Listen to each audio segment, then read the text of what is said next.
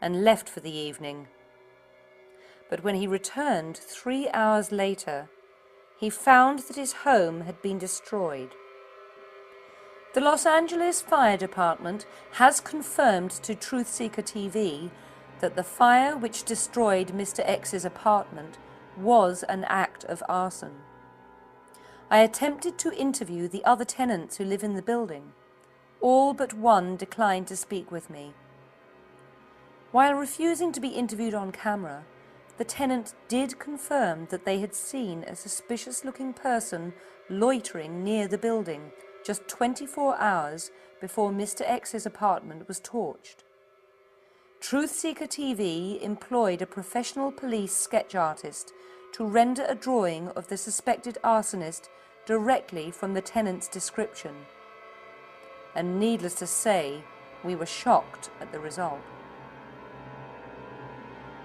Is this Jude Kemper? Or is it just another member of the arena? Is it likely that the alleged arsonist just happens to bear an uncanny resemblance to a member of the group he and Brandon had been tracking? We think not.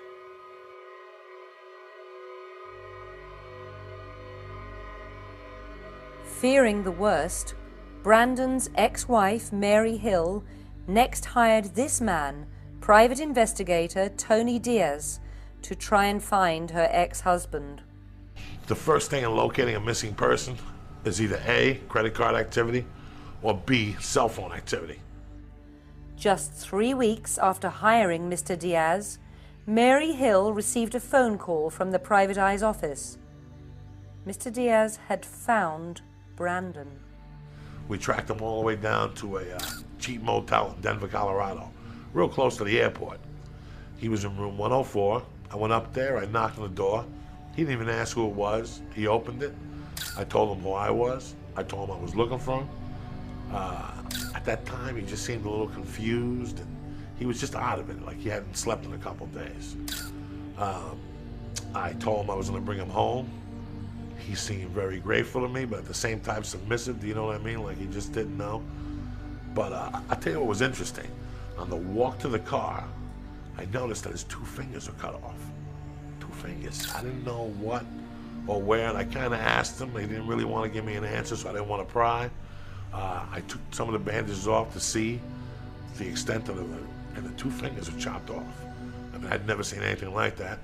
I asked him if I could take some pictures. He agreed, and I got him back home safely. 2 weeks after Brandon was found, Mr. X told us that he received a phone call on his mobile phone. On the other end was a woman. She was frantic and crying. She didn't give her name. She just said that she was a psychic, that she was employed by the US government, and that she was involved in something called remote viewing. Fascinated students of government conspiracy for decades. Remote viewing, or RV, is a form of psychic ability. Many conspiracy theorists believe that the US government employs these remote viewers as spies. This psychic called to tell me about a murder. A murder that hadn't even happened yet. Did she say who was going to be murdered? Yes. The Marine. This woman predicted a murder 2 weeks before it happened.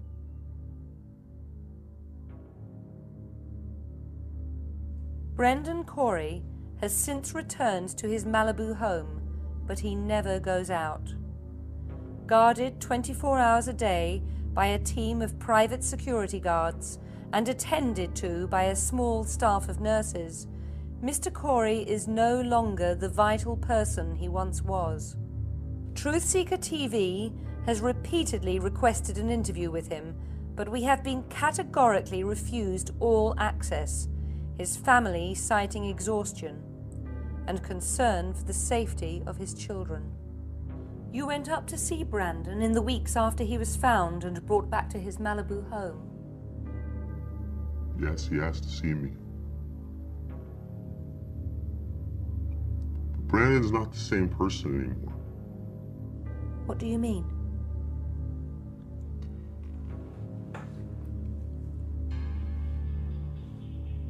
Didn't just take his fingers. Done something to his mind. Do you want to take a break? I went up to see Brandon where he was living. You know, he didn't say much. I mean, what he did say was almost impossible to understand. He kept mumbling and mumbling, but I did hear him sort of say one thing. He kept saying the same word over and over again. He said the tapestry, the tapestry, the tapestry. And at first I didn't know what he was saying, you know, but I think he was referring to David Icke in London. It's a few strands in a massive tapestry. If you want to see the tapestry, you have to keep digging, you have to keep reading, you have to keep searching, and then you'll find it. What else, if anything, did Brandon tell you? He told me to continue searching. For Jude Kemper? Yes, for Jude. Will you continue searching? No way, I'm done with this shit. But yet you are talking to us.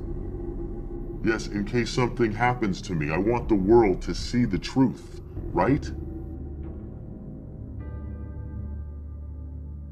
The first things to go, and that which goes quickest, is the eyes. They move to a reptilian form first. And it often happens when these guys are in a real emotional state or really, really angry. That's not a normal pupil. A human pupil is round. That's a vertical pupil. And he told her they were a extraterrestrial race that had taken over the planet, but no one realized it because they look human. This is what's happening, and these are the people behind the events in the world that cause the chaos and the hunger and the war. They have the ability and the knowledge to move to the human codes of the DNA and appear to us to be human, and move then to the reptilian codes of the DNA and shift literally in front of your eyes into a reptilian form. What you see on that footage is what I've been had described to me hundreds and hundreds of times by people from every walk of life you can think of. I saw a shapeshift, Mr. Corney. A shapeshift, Mr. Corney.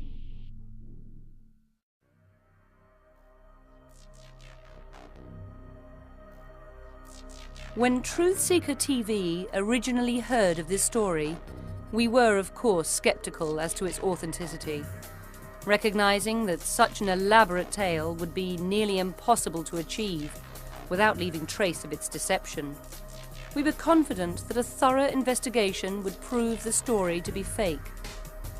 But after working for nearly 4 months, checking and rechecking every detail of Mr. X's story, Truthseeker TV now believes this story to be true. With Brandon Corey sequestered in his Malibu compound and Mr. X in hiding, Truthseeker TV will continue our investigation into Jude Kemper, the arena, and the connection between the leaders of our world and the reptilians.